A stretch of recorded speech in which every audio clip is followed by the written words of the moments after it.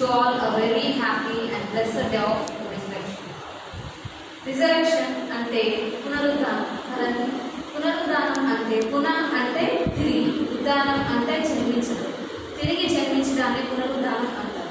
Coming back to life after death.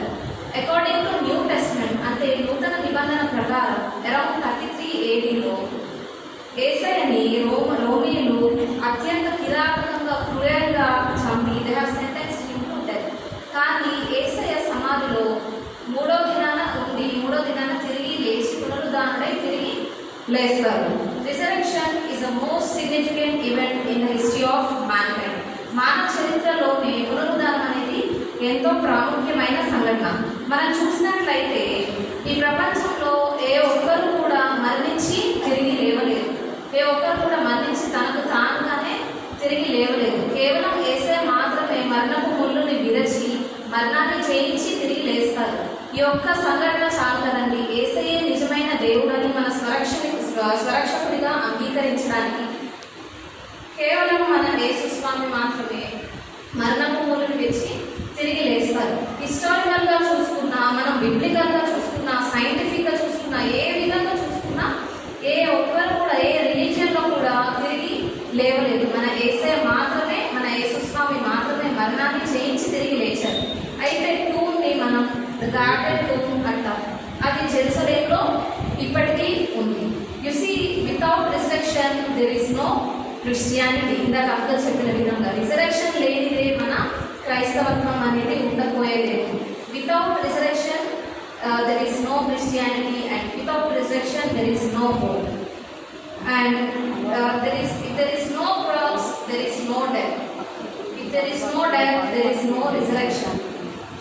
సిలువ లేనిదే మరణం అనేది లేదు, మరణం లేనిదే పునరుద్ధానం అనేది ఉండదు. ఒకసారి మనం ఈ రిజరెక్షన్ అనేది ఎందుకు జరిగింది అని మనం ఒకసారి చూసినట్లయితే స్క్రిప్చర్స్ ఓపెన్ చేస్తే యెషయా గ్రంథం 59వ అధ్యాయం 1వ వచనం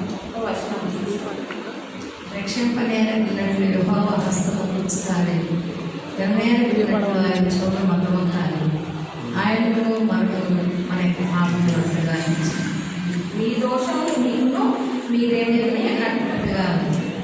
ఎస్, మానవ చేసిన పాపాలకి దేవుడికి మానవుడికి మధ్య ఉన్న బంధం అనేది పోయింది. కాబట్టి యేసయ్య ఈ లోకానికి మానవుడిగా వచ్చి తిరిగి ఆ బంధాన్ని ఏర్పరచడానికి, రికన్సైల్ చేయడానికి ఈ లోకానికి మానవుడిగా వచ్చారు. మానవుడు చేసిన పాపాలకి మరణం ఒక్కటే ప్రాయశ్చిత్తం. కాబట్టి యేసయ్య ఈ లోకానికి మానవుడిగా వచ్చి సిలువపై తన స్వరక్తాన్ని చిందించి మానవుల పాపాల కొరకు విమోచన కలిగించారు, మనకి సమాధానాన్ని తీసుకొచ్చారు. ఒకసారి రోమీయులకు రాసిన పత్రిక 6వ అధ్యాయం 23వ వచనంలో చూస్తే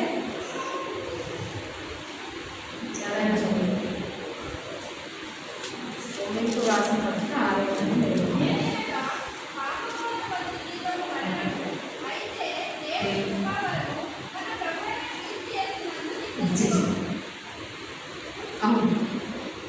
కేవలం మానవ చేసిన పాపాలకి సిన్ డిమాండ్స్ డెత్. పాపం వల్ల వచ్చు జీతం మరణం. మానవ చేసిన పాపాలకి మరణం మాత్రమే ప్రాయశ్చిత్తం. కాబట్టి యేసయ్య ఈ లోకానికి సిలువ యాగం ద్వారా మన పాపాలకి ప్రాయశ్చిత్తాన్ని కలిగించి విమోచన కలిగించారు. ఒకసారి రోమీయులకు రాసిన పత్రిక 5వ అధ్యాయం 8వ వచనంలో చూస్తే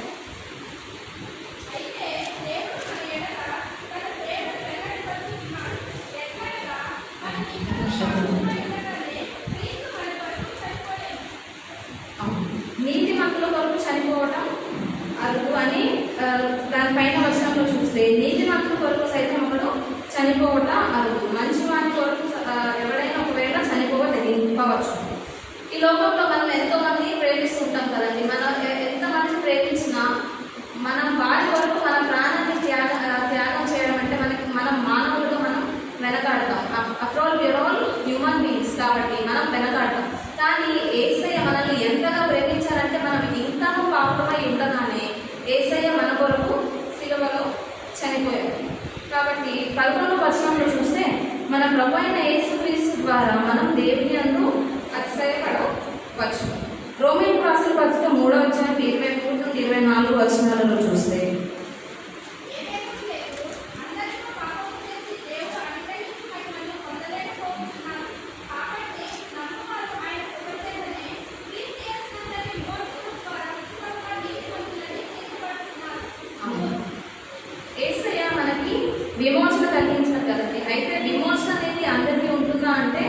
ఉండదు. ఎవరైతే నమ్ముతారో వారికి మాత్రమే ఆ విమోచన అనేది కలుగుతుంది. సో మనం చేసే మంచి ఫ్రీలీ బై హిస్ గ్రేస్ అని ఉంటుంది ఇంగ్లీష్లో. మనం చేసే మంచి కార్యాల వల్ల మన మంచితనము మన గొప్పతనము చూసి కాదు కానీ కేవలం ఆయన ఉచితమైన ప్రేమ కృప ద్వారా మాత్రమే యేసయ్య మనకి విమోచన కలిగించారు, మనందరికీ కూడా విమోచన కలిగించారు. అయితే ఈ రోజున ఈ పునరుద్ధానం అనేది మన జీవితాలలో ఏ విధంగా మార్పు తీసుకొస్తుంది, what impact it is making in our lives అనేది మనల్ని మనం ప్రశ్నించుకోవాలి. ఒకసారి సువార్తలన్నింటిలో కూడా యేసయ్య యొక్క మరణ పునరుద్ధానం గురించి వ్రాయబడి ఉంటుంది.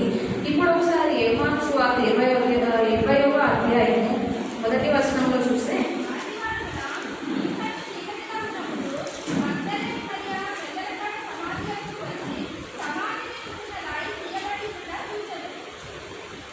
అవును.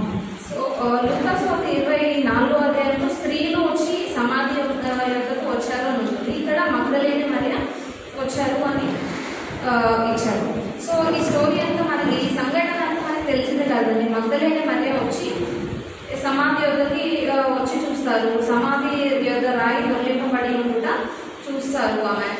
తర్వాత ఆమె